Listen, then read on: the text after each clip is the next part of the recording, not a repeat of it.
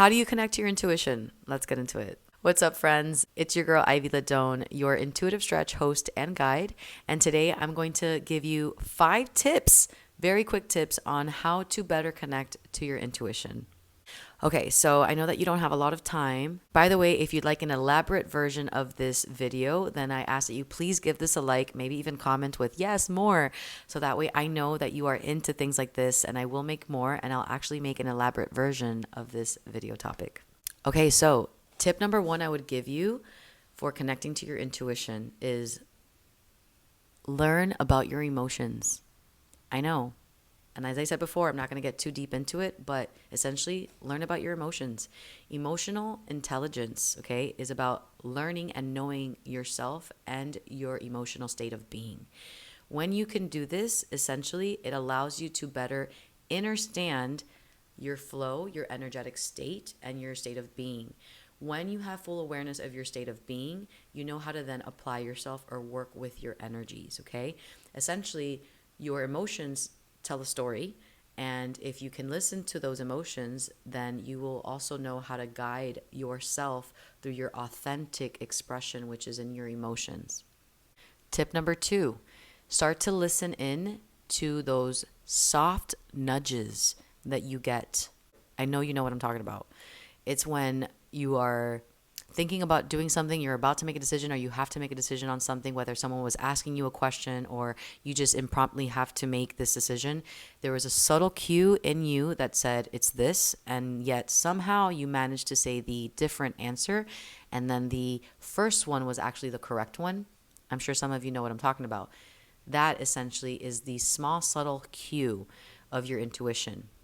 Your intuition, okay, which is alongside your inner guidance, essentially, which is alongside your authentic nature, your expression, your true self will always answer first, okay?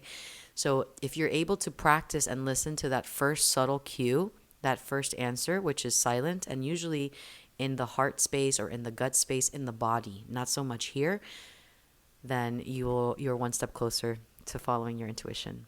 Tip number 3. Similar to the first one about listening to your emotions, I want you to also start to listen in to the things that make you feel good. This is why tip number 1 is so important about listening to your emotions and knowing about your emotions, because once you do that, you can start to connect more with your feelings. You are more now in the body versus the head. And when you are more in the body and you can feel, you have better flow on where to go or how to do things because it feels right. How you go about it, about your life, is a lot on how you're feeling. And if you don't go off of your own feelings, then there's going to be a huge disconnect in your life and how you go about things or how you authentically feel about something, correct? So it's important for you to continue to go about how you feel. Pause. Only if you are in a sound state of mind. For example, if you don't feel like going to a certain party because you feel that it just does not resonate with you, then I hope that you would be listening in to that part of you that doesn't feel aligned with attending something like that. Those are subtle cues.